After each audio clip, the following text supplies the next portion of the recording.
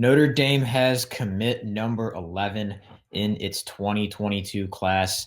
Four-star linebacker Joshua Burnham out of Traverse City Central High School in northern Michigan is the latest player to join the Irish's 2022 class. Mike, tell us how this came together and how Notre Dame got Burnham in the fold. Yeah, Patrick, Notre Dame beat out Michigan and Wisconsin for this one. He narrowed his recruitment down to those three schools, but it was really just Michigan and Notre Dame that were really threats to land him. Michigan was thought of this as the school all along that was leading the recruitment, but my sources inside the Goog felt like Notre Dame really all along was at least neck and neck with Michigan, if not the outright leader for quite some time. Burnham was able to take a under the radar. This was never reported, at least to my knowledge, beforehand, that Burnham took a self-guided tour of Notre Dame's campus in late February. He left feeling that it was the campus that he loved the most out of all the places he had been to. From what I'm told, the importance of academics was big for Joshua Burnham, and when he visited Notre Dame, he was kind of just able to feel that and sense that, and look, this is a huge get for Notre Dame. Beating out Michigan, the Marcus Freeman factor. I mean, there's a lot to talk about here with Joshua Burnham and how big this is. But yeah, Patrick, in terms of how it came together, you got to give a ton of credit to Marcus Freeman, the defensive coordinator. But as I mentioned in our preview video that we posted on Tuesday for this commitment, the guy I'm going to give the most credit to, honestly, is Nick Lazinski, the defensive analyst at Notre Dame. He's not one of the 10 assistant coaches on staff, so he's not going to get a ton of credit for this one as much as you might think. But I'm here to say that Lazinski was huge here. Clark Lee had built a great relationship with Burnham, but as I've said, Lee was never like a big day-to-day recruiter for Notre Dame, like Freeman is. He delegated that a little bit more to Lazinski, and Lazinski did a really nice job building a relationship with Burnham. So with Lee out to Vanderbilt and Freeman coming in, there wasn't like a big changeover in staff. Because Lazinski was still there. He was the constant in this recruitment, whereas Michigan, they lose Don Brown, new defensive staff comes in.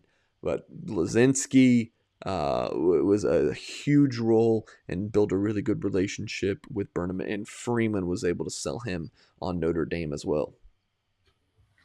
So, Mike, your initial thoughts as far as what Notre Dame is getting in a player with Joshua Burnham. There's certainly no shortage of highlights in which to judge. He has a 30-minute huddle tape of him doing all kinds of things for his team, playing offense, playing defense. What stands out to you? Well, yeah, 30-minute huddle tape, and we skipped ahead 3 minutes because the first few minutes was him playing quarterback, and I think the first clip was him catching an 18-yard touchdown pass, split out as a receiver. So here's him back at quarterback again. The athleticism is there clearly. If linebacker doesn't work out, I think he'd be a really good edge rusher. If edge rusher doesn't work out, I think he can be a pretty solid H-back. If that doesn't work out, and maybe even if those other positions do work out, he could be a wildcat quarterback, like a Tebow is, early in his career, who's the Oklahoma quarterback with the last name Bell, played that kind of role. So, Burnham is a modern day linebacker. He's a sideline to sideline guy. He's a thumper. He tackles well. He is just a baller. I don't know how much of the veer he's going to play against Navy. I guess they'll run the option, but he's not going to play against like these kind of teams much anymore. But even, hey, that experience kind of helps you when you play against Navy, that you've played against these kind of offenses. But overall thoughts, he is a great athlete. And he's not one of these like he's an athlete and we'll try him out at linebacker. Like, no, he plays the linebacker position well. He seems to have great instincts. A guy ranked highly as well, a top 5 inside linebacker in the country per Rival. So just overall, a really nice get for Notre Dame. And one thing I want to add real quick, Notre Dame fans, this is another recruitment where the Irish went right into Michigan and beat out the Wolverines for a guy that they really wanted. You had Nolan Ziegler in this class from Grand Rapids. Michigan was the early leader in that recruitment because he in-state school and he had plenty of ties to Notre Dame. So now he had plenty of ties to Michigan. He had family members who played there. So now your two linebacker commits are guys who the Irish pulled out of Michigan. And then you look back at the 2021 recruiting class. Rocco Spindler was a massive land. I mean, we interviewed Rocco Spindler's father, Mark, on our Pod Like a Champion last fall, and he told us that when Rocco said that he wanted to commit, that they kind of just figured it was Michigan.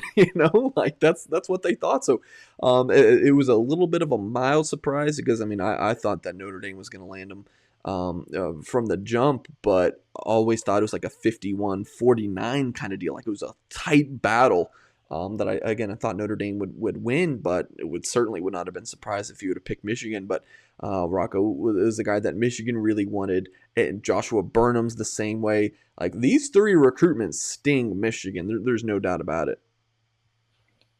So with Burnham now in the fold, Mike, where do you see the linebacker class going 2022 and what that means now with 11 guys in the class and what might be next year for Notre Dame?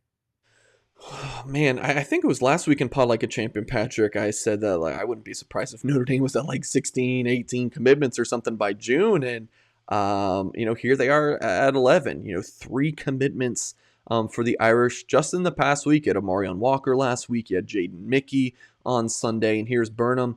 It's going to be really interesting to see what Notre Dame does with numbers. I know Notre Dame fans want the Irish to take 6 defensive linemen and 8 defensive backs and 14 line. I'm kidding here, but it's just not going to work out. Like they're not going to be able to take 30 guys. So they have to draw the line somewhere. So I could see them landing really like big time players at all of the remaining defensive positions. Defensive line, Notre Dame's involved with some really talented players. Like you look at the end, DJ Wesolak, Cyrus Moss, Teva Tafidi, and you already have Tyson Ford and Aiden Gobira committed. Can they take all 3 of those defensive ends that I just mentioned? Well, they also got to take a defensive tackle. Donovan Heinisch is out there, Caleb Artis, Anthony Lucas. Like, so how many total defensive linemen can they take? The linebacker position, Tui Halamaka, the nation's #1 inside linebacker from California. Jalen Sneed from Hilton Head, South Carolina. Sebastian Cheeks from Evanston. Devin Jackson from Omaha. These are all guys that I feel like Notre Dame is like a top 2 or 3 school for. Defensive back, Jaden Bellamy. Nakia Martinez. There's a long list of names at defensive back. So how many defensive players is Notre Dame able to take in the class? Who might get left out? It's a great problem to have if you're Notre Dame. You look at last cycle, they're offering guys late because, they're looking to fill spots, like with some, plan B type guys. Well, here, I don't know if that's going to happen because they're involved with so many talented players on the defensive side of the ball. And you look at offense, you got your quarterback committed. Notre Dame's going to take a second running back to pair with Jadarian Price. And I feel like Notre Dame's going to get a very talented player at running back. Receiver, you have Amarion Walker committed. Folks I talked to about him, feel like the upside's just enormous, and I would agree there. Receiver is still one of those positions I don't feel like I have a ton of certainty about. Will they end up having to take a guy that's lower on the board or maybe not offered right now? Or do they get, like a Caden Saunders and an Andre Green to pair with Amarion Walker? That will certainly be interesting. The tight end position, you have Jack Nickel committed. How many tight ends do they take in this class? Will it just be 2? Nickel and maybe Eli Raritan or Holden Stays. Could they take 3? What happens there will be interesting. The O-line board, you have Joey Tanona. You have Ty Chan committed. Can the Irish, finally land Billy Schrouth? Can they go get an Emil Wagner? Ohio State just offered him. But Emil Wagner is somebody that Notre Dame would love to have. Joe Brunner still out there. Carson Hinsman, an interior player. I like where Notre Dame's at. So there's a rundown pretty much of everybody. There's Zach Rice on the offensive line. There's plenty of offensive linemen to talk about. that's the entire class right there, unless I'm forgetting a position. I don't think Notre Dame's going to take a scholarship specialist. So there's a lot to be excited about if you're a Notre Dame recruiting fan. Both sides of the ball, top targets. Visits are expected to open up in June. How much will that affect things? Notre Dame might have a majority of its class locked in by then. So we'll just have to see. Right now, Notre Dame 11 commits in its 2022 class, which ranks inside the top 5 in Rivals rankings.